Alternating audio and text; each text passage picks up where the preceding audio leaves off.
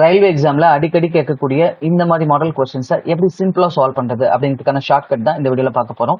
நான் கொஸ்டினை படிக்கிறேன் கவனிங்க. Divide rupees 20,609 between A and B such that the amount of A after 7 years is equal to the amount of B after 9 years if the interest being compounded yearly at 3% per annum. Find the share of each. அதாவது என்ன சொல்றாங்கன்னா, ஏக்கு 7 வருஷம் முதலீடு பண்றாங்களா, பிக்கு 9 வருஷம் முதலீடு பண்றாங்களா.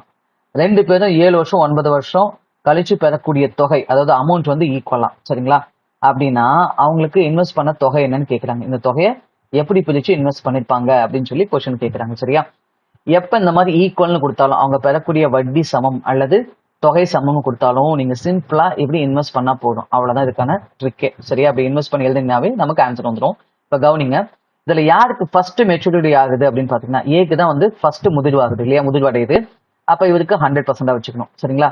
இப்ப பிக்கு பாத்தீங்கன்னா இதுல இருந்து 2 வருஷம் கழிச்சு தான் மெச்சூர்ட் ஆகுது இல்லையா? அப்ப பிக்கு என்ன வச்சுக்கணும் அப்படின்னா 100 பிளஸ் 2 வருஷத்துக்கான வட்டி.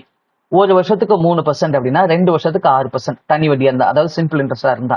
ஆனா இது கூட்டு வட்டியா?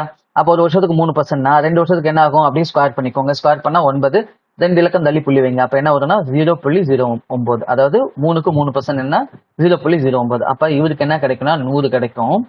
இது எதுக்கு சமமா இருக்குன்னா 106.09க்கு சமமா இருக்கும். அதை அப்படியே கூட்டிக்கோங்க. சரியா? இப்ப நீங்க பிரின்சிபலை கண்டுபிடிக்கணும்னா, அதாவது அவங்க அசலை கண்டுபிடிக்கணும், அதை அப்படியே மாத்தி எழுதிங்கன்னா முடிஞ்சு போச்சுங்க.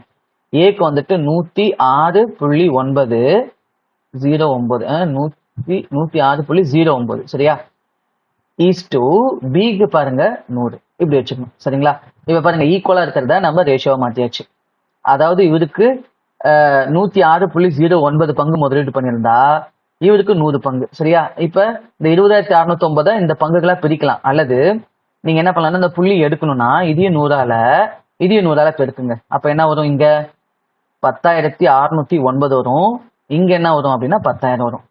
சரியா? நம்ம பிரிக்கணும்னு அவசியமே இல்லை. பாருங்க இதே ஆப்ஷன் இந்த கொஸ்டின்ல இருக்கு. சரியா? அப்ப இந்த கொஸ்டினுக்கான ஆன்சர் என்ன அப்படின்னு பாத்தீங்கன்னா பி ஆப்ஷன் தான். சரிங்களா? இப்போ உங்களுக்கான கொஸ்டின் இதுவும் வந்து பாத்தீங்கன்னா ரயில்வே எக்ஸாம்ல கேட்ட கொஸ்டின் தான். நான் சொல்லி தந்த அந்த பேட்டர்னை ஃபாலோ பண்ணி இந்த கொஸ்டினை சால்வ் பண்ணிட்டு இந்த வீடியோல அதுக்கான ஆன்சரை போஸ்ட் பண்ணுங்க. இப்ப இந்த மாதிரியான கொஸ்டின்ஸை வந்துட்டு நீங்க ஃபுல் லென்த் வீடியோவை பார்க்கணும் அப்படின்னா அது நம்ம அருண் அகாடமி யூடியூப் சேனல்ல போஸ்ட் பண்ணிருக்கோம். நீங்க அந்த பிளே பட்டனை கிளிக் பண்ணி நீங்க ஃபுல் லென்த் வீடியோவை பார்த்துக்கலாம். இது மாதிரி நிறைய கொஸ்டினுக்கான ஷார்ட்கட் அதில் அப்லோட் பண்ணிருக்கோம். சரிங்களா? அதே மாதிரி நீங்க நம்ம அருண் அகாடமி டெலிகிராம் சேனல்ல இருக்கிற மெட்டீரியல் டவுன்லோட்ஸ் பண்ணிக்கணும், ரயில்வே சார்ந்த மெட்டீரியல் டவுன்லோட் பண்ணிக்கணும்னா நம்ம அருண் அகாடமி டெலிகிராம் சேனல்ல ஜாயின் பண்ணிக்கலாம். அந்த டெலிகிராம் சேனலுக்கான லிங்க்கும் இந்த வீடியோ டிஸ்கிரிப்ஷன்ல கொடுத்துருக்கேன். சரி, அந்த லிங்க் நீங்க கிளிக் பண்ணி ஜாயின் பண்ணிக்கலாம். தேங்க்யூ.